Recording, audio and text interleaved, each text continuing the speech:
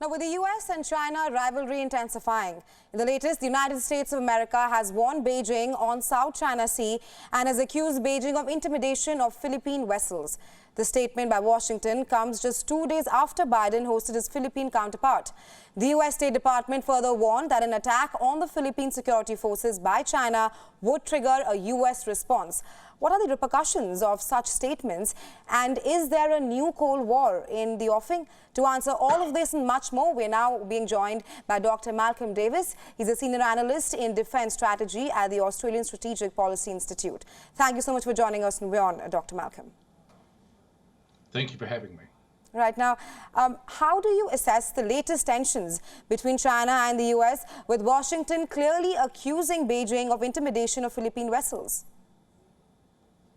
Well, look, I think the evidence was very clear. We saw a very large Chinese Coast Guard vessel moving very aggressively against a smaller Philippines Navy vessel in the South China Sea, in Philippines' economic exclusion zone. This was a very aggressive action on the part of China that was against international law, and I think that the US was quite right to reinforce the importance of US-Philippine defense ties and the obligations that those defense ties bring in terms of responding to any Chinese act of aggression, particularly if it involved an attack on the Philippines or Philippines military units. Right, and because of the aggressiveness that was seen in the South China Sea by China, US has clearly warned that an attack on Philippine security forces would trigger a US response. In your perspective, how do you think Beijing would react to this statement by the United States of America? Look, I think we have to accept we're already in a Cold War. We essentially are in a period of extreme tension. It's not going to end anytime soon. It's probably going to go on for years. And essentially it could get much, much worse. So I think that both the areas such as the South China Sea and the Taiwan Straits are going to be flashpoints for the foreseeable future as China becomes more and more aggressive. They'll challenge not only regional actors such as the Philippines or Vietnam and others, but also the United States and Japan and indeed Australia as well. So I think that we have to expect that China will push back against this. They may become more provocative, more aggressive. They certainly won't back down. And I think that we should be ready for potential incidents in the South China Sea that could spiral out of control. Right, Dr. Malcolm, I was just coming to that. Let's just take a few steps back. Can you just shed some light on why is the issue of South China Sea so contentious? Essentially, China regards the entirety of the South China Sea as its territorial waters, even though the South China Sea is international waters. It has this artificial creation called the 9-dash line, which it claims is historical proof that it controls the South China Sea.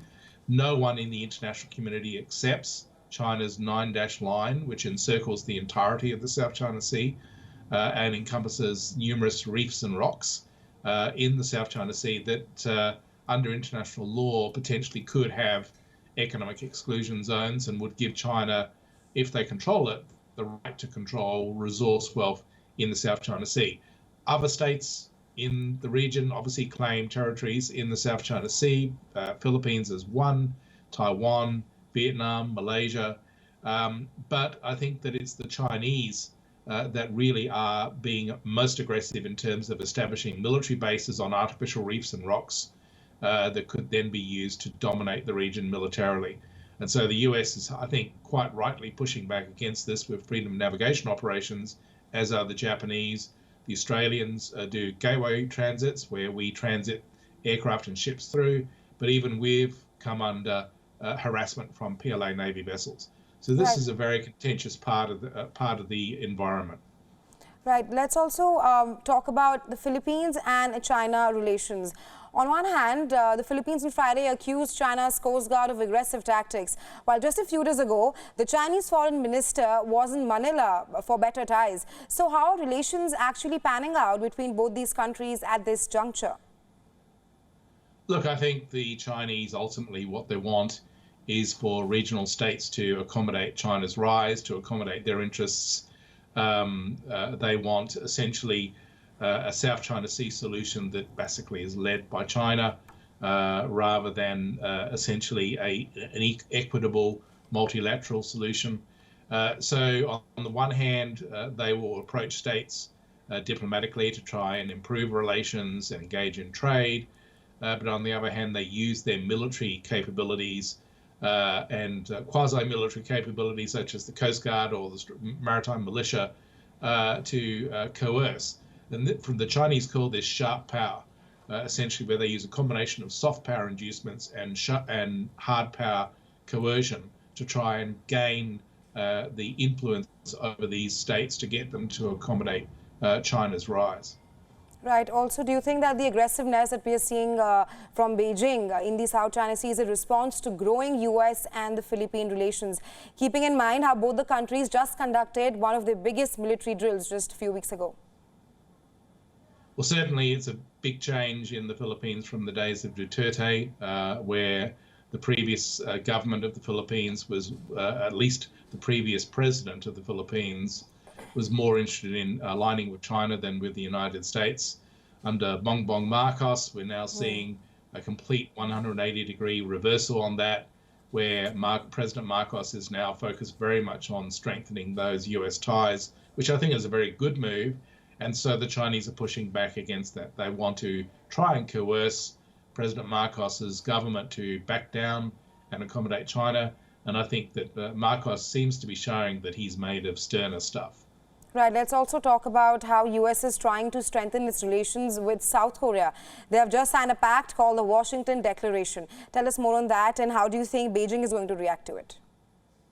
Essentially, the Washington Declaration is about nuclear sharing. It's about how the US and South Korea can work together to enhance deterrence against North Korea, who is busily engaging in rapid build-up of its nuclear weapons and missile capabilities and making very aggressive and provocative threats against South Korea, Japan, and the United States. And so what the US has done with South Korea is to bring South Korea into a dialogue whereby South Korea has a greater role in shaping and planning US nuclear deterrence postures and operations. It's not about giving South Korea control of US nuclear forces. I think it is designed to preclude the possibility that South Korea would one day seek to get its own nuclear weapons. But ultimately, it is really about deterring North Korea from using nuclear weapons aggressively. And secondly, it is also about reinforcing regional extended deterrence against China, which is also engaged in a rapid military buildup of its nuclear forces. Right, Dr. Malcolm, a last question to you before we let you go. Now, with the United States of America also strengthening its relations with South Korea and the Philippines, and all this is happening at a time when China is also expanding its relations around the world, do you think that the United States of America is being able to counter China's growing expansionism at the moment? Look, I think the US is doing its best. I think what really matters for the US is having a strong network of allies and partners in the Indo-Pacific region. I think that's America's greatest strength, is its network of alliances and partnerships. And so that's where the emphasis from Washington is going. At the same time, the US is racing to build up capabilities in a military sense to deter China, in particular from acting or moving against Taiwan in the second half of this decade. Because that is the greatest risk, that the Chinese will do something against Taiwan that could then lead to that competition and that tension becoming outright military conflict. So everyone in the region, including Australia, including Japan, South Korea, the United States, and some of the ASEAN states, are working together to try to deter China from using force and prevent that conflict from happening. Right. Thank you so much, Dr. Malcolm, for joining us in WION and sharing your insights with us. Thanks very much. Thank you. Thank you.